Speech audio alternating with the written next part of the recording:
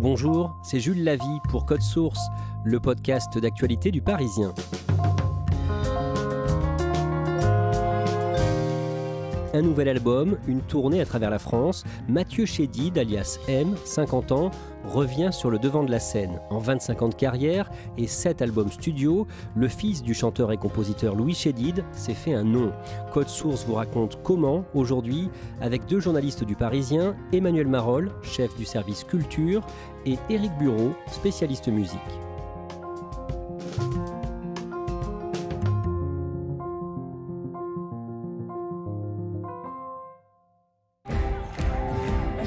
Éric Bureau, avant la sortie de son nouvel album, le 3 juin, M se lance dans une pré-tournée dans des petites salles et vous le voyez sur scène à Paris, au Folies Bergère, le mercredi 4 mai.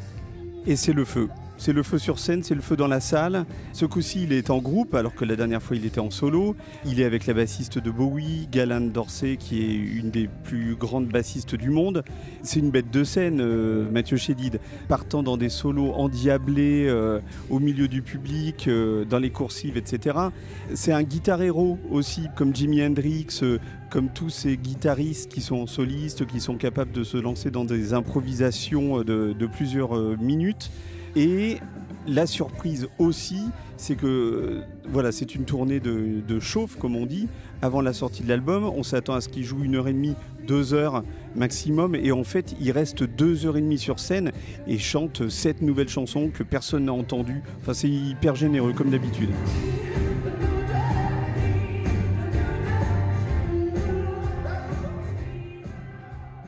Ce nouvel album, son 7e, Rivalité, il est comment d'un mot ? Alors c'est un album dont il avait l'idée déjà et le titre il y a très longtemps, il y a une dizaine d'années, mais qu'il avait gardé dans la tête et qu'il a façonné en fait pendant la pandémie. Donc c'est un album qui a 2 faces, on va dire émotionnellement. Il y a une phase très énergique, le début de l'album, où il y a des morceaux très funky, presque disco. Et il y a une phase qui est plus poétique, plus acoustique et qui est plus réfléchie pour transmettre des messages un petit peu de la période qu'on a vécue. Mais en tout cas, c'est un antidépresseur absolu, cet album. Emmanuel Marolles, comme Éric Bureau, vous avez interviewé Mathieu Chédid à de nombreuses reprises. Il est comment quand on le voit hors micro ? C'est un garçon charmant, très doux, et aussi très tactile. Il vous prend facilement dans ses bras, il vous touche, il vous embrasse. Tout de suite, il est dans le contact, y compris le contact physique. Et il vous demande tout de suite de vos nouvelles. Il a une voix très très douce qui, évidemment, tranche avec l'explosion que ça peut être sur scène. Mathieu Chédid a 50 ans, il a 3 enfants qu'il a eu de 2 compagnes, une grande fille, Billy, qui a 20 ans, un petit garçon, Tao, et une seconde fille, encore bébé, née en décembre 2021.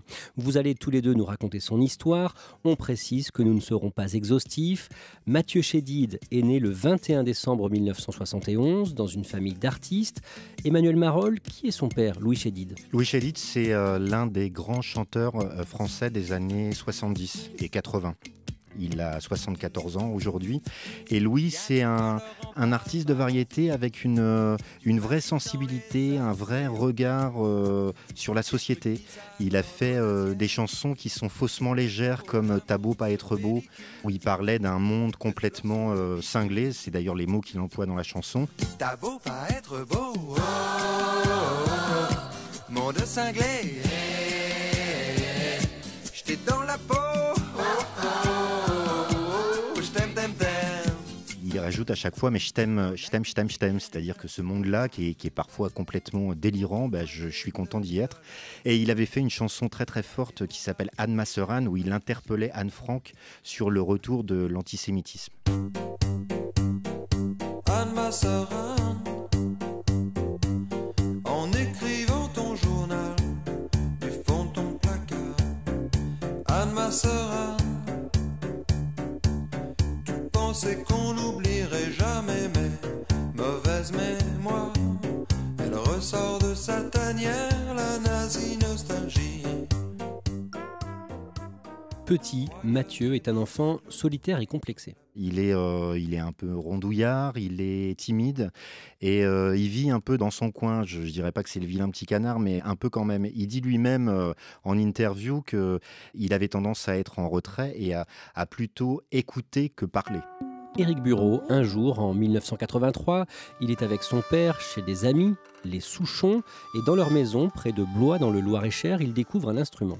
Oui, donc il est chez les Souchon et ce jour-là, en se baladant, il découvre une vieille guitare acoustique dans le grenier. Il commence à gratouiller dessus, ça fait du bruit, ça réveille David McNeil, qui est un immense chanteur et compositeur britannique, qui est copain des Souchon et qui est là en train de faire la sieste.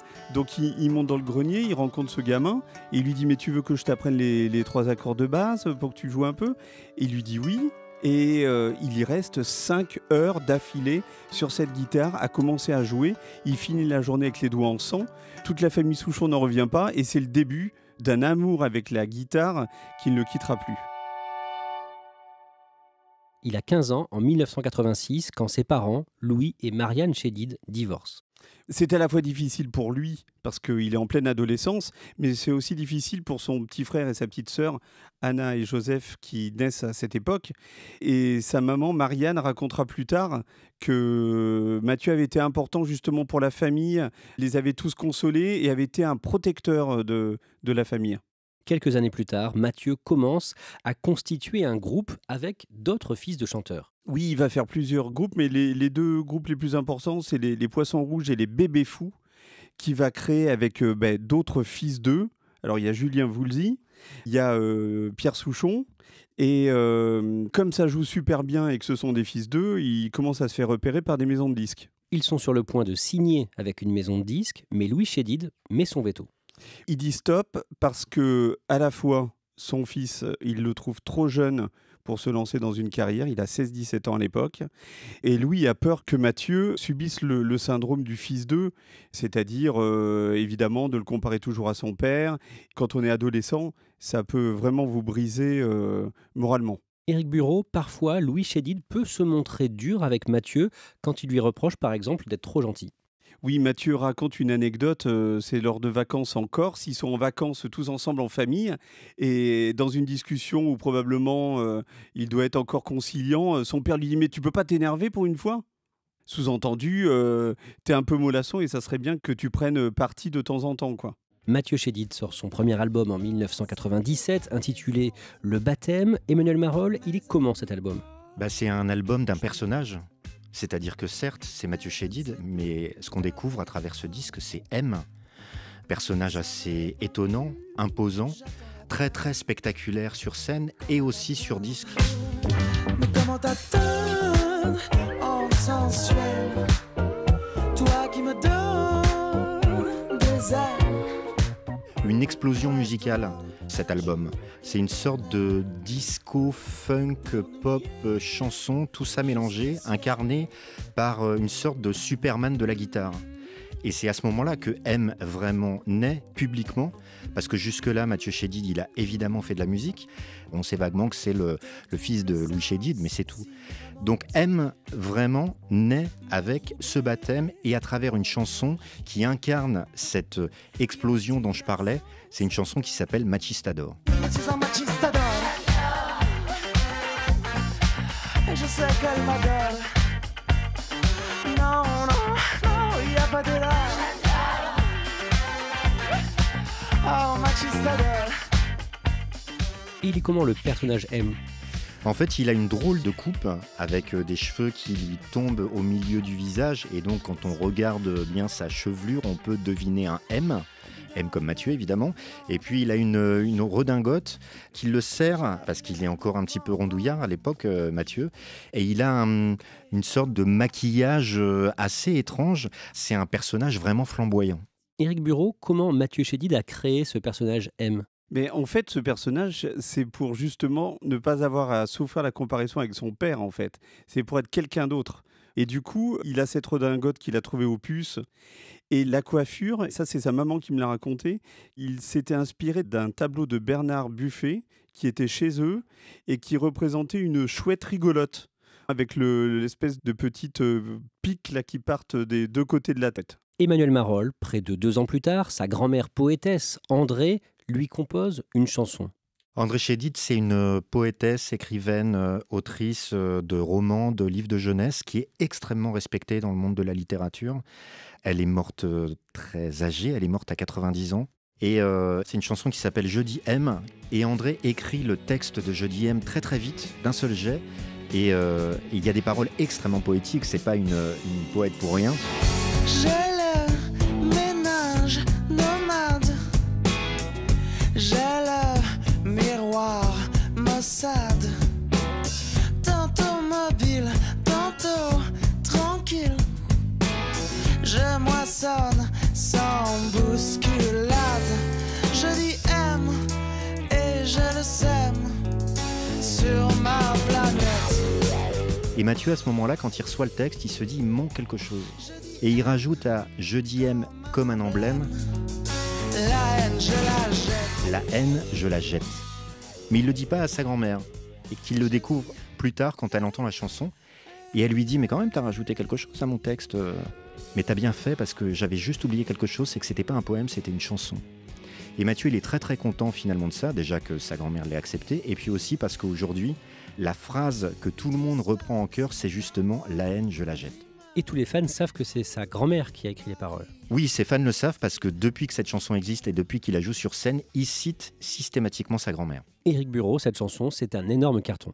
Oui, c'est celle qui va tout lancer en fait. L'album qui porte le même nom que cette chanson, qui sort en 1999, se vend à 500 000 exemplaires. Donc voilà, c'est là que tout commence. Emmanuel Marolles, M, sort son 3e album en novembre 2003, intitulé « Qui de nous deux ?». Ce morceau devient un tube également. Oui, c'est un morceau aussi qui a une histoire et qu'on peut interpréter de différentes façons. Qui de nous deux, c'est un morceau où Mathieu s'adresse à sa guitare, qui est sa meilleure amie, qui fait que le personnage incroyable de M existe. Et donc, à travers le texte, il l'interpelle en parlant d'un bras de bois, des clés aux doigts, des cordes pour tendons. Bras de bois, de clés aux doigts, des cordes pour tendons. Et puis évidemment, il y a la dualité entre le personnage de M et Mathieu Chédid. Alors, il ne s'adresse pas complètement à lui dans les textes et dans les phrases, mais on pense forcément à la façon dont Mathieu Chédid dans la vie peut nourrir M et inversement. Qui de nous deux respire l'eau? Qui de nous deux?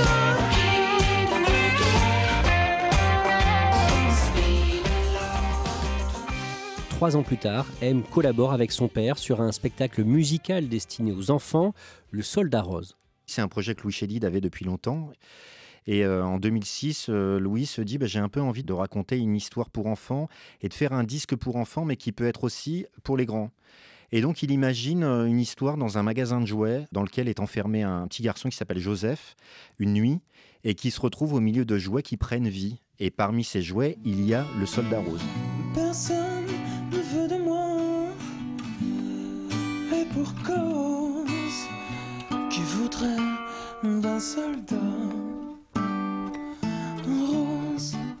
Tous les personnages vont être incarnés par des chanteurs et des chanteuses, avec un casting prestigieux. On retrouve Alain Souchon, Francis Cabrel, Benabar, Sanseverino, Vanessa Paradis, entre autres. Et évidemment, le Soldat Rose, c'est Mathieu. Et il y a un vrai lien entre lui et ce personnage. À l'époque, M a une redingote rose qui a forcément inspiré le personnage du Soldat Rose. Et le personnage du Soldat Rose, il est timide, il est dans son coin, il est un peu le mal-aimé parce que, évidemment, c'est pas facile d'être rose quand on est un soldat. Et c'est un énorme succès, ça se vend à des centaines de milliers d'exemplaires, ça fait l'objet d'une émission de télé, et c'est même quasi générationnel. C'est-à-dire qu'il y a plein de gamins qui ont découvert ce disque à l'époque, et cet album les a accompagnés pendant une partie de leur enfance. En 2009, M lance son 4e album, Mister Mystère, un disque dans lequel il se pose des questions sur son personnage de M. C'est un disque plus introspectif. Il commence à se demander si ce personnage, avec l'âge, va pouvoir perdurer. Est-ce que ça vaut le coup de continuer la musique sous le nom de M ? Tout seul dans l'arène, je suis le roi des ombres. Tout seul dans l'arène, je me suis perdu. Je suis l'homme de ton ombre, tu es l'homme de mon M.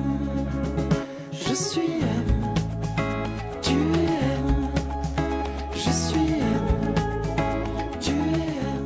Mathieu Chédid compose ensuite un album pour Johnny, Jamais seul, qui sort en mars 2011.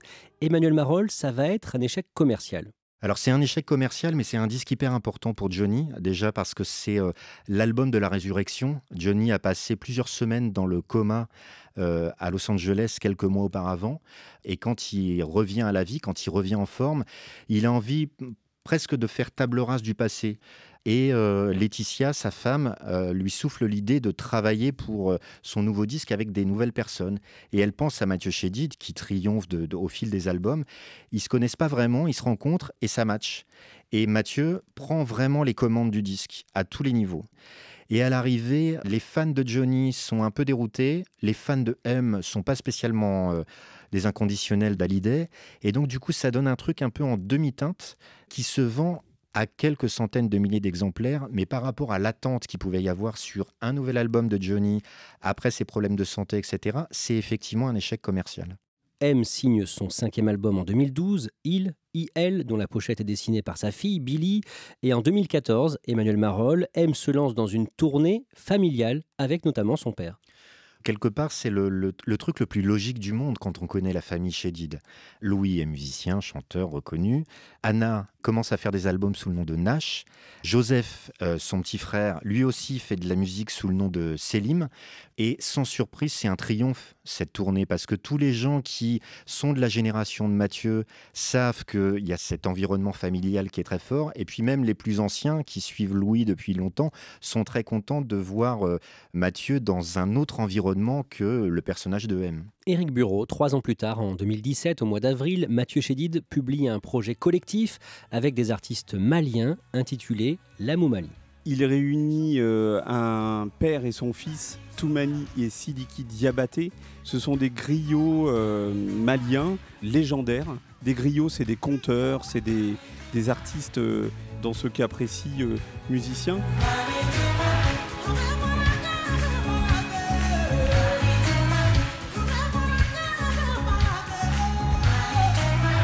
Toumani est une légende au Mali, son fils commence à l'être. Il y a aussi Fatoumata Diawara, grande chanteuse et musicienne malienne. C'est une réunion qui surprend beaucoup la presse française, qui se dit tiens, Mathieu Chédid, le Mali, est-ce qu'il ne serait pas un petit peu en train d'utiliser les Maliens pour justement se réinventer?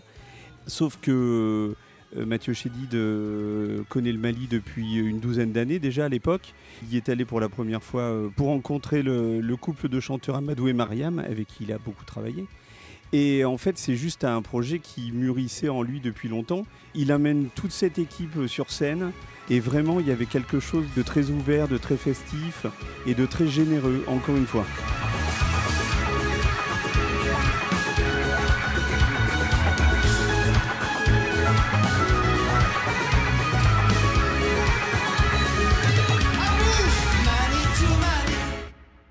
À la fin de l'année 2017, le 5 décembre, Johnny meurt à 74 ans.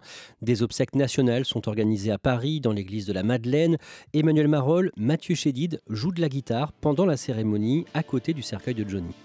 Il est parmi les proches et il a été appelé par Laetitia pour jouer aux obsèques avec les musiciens importants de l'histoire de Johnny. Et donc ils sont 4 guitaristes autour du cercueil blanc avec des petites bougies dessus. Et évidemment, il n'y a pas de chanteur, c'est pas possible qu'il y ait un chanteur. Et ils jouent juste la partie instrumentale, notamment de Je te promets.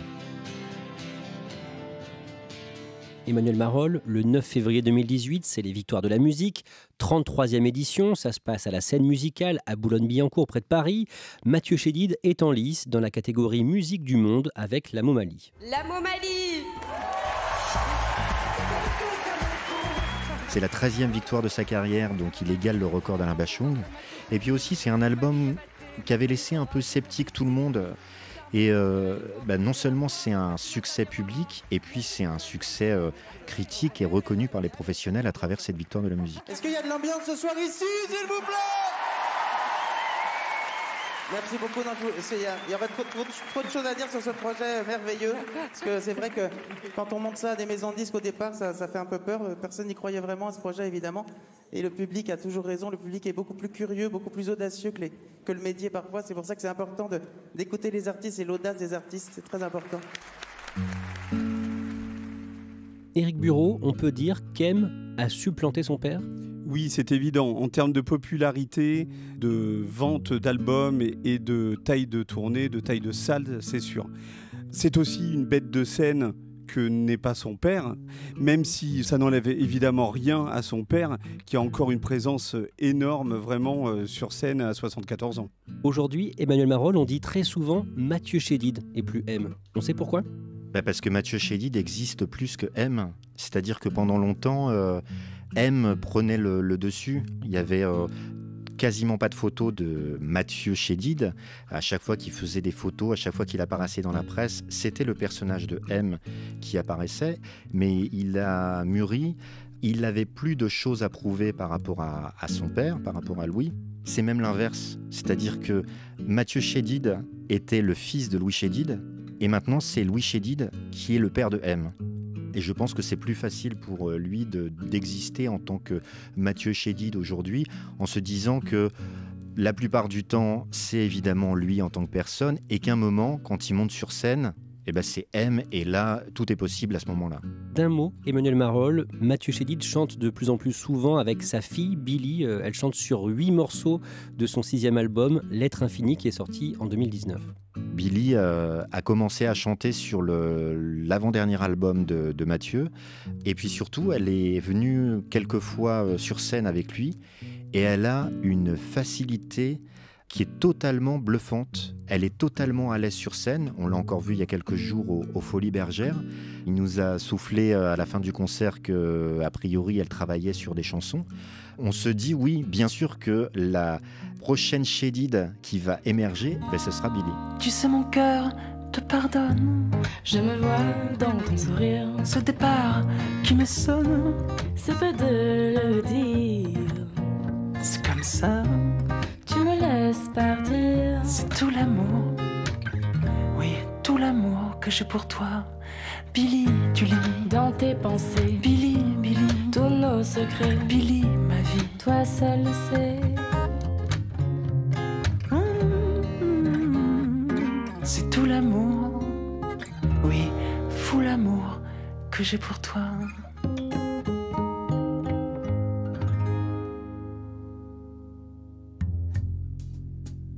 Merci à Emmanuel Marolle et Éric Bureau. Cet épisode de Code Source a été produit par Clara Garnier-Amouroux et Thibault Lambert. Réalisation, Julien Moncouquiol. Code Source est le podcast d'actualité du Parisien. Un nouvel épisode chaque soir de la semaine. Pour n'en rater aucun, n'oubliez pas de vous abonner sur votre application audio préférée. Vous pouvez nous écrire sur Twitter @codesource ou par mail codesource@leparisien.fr.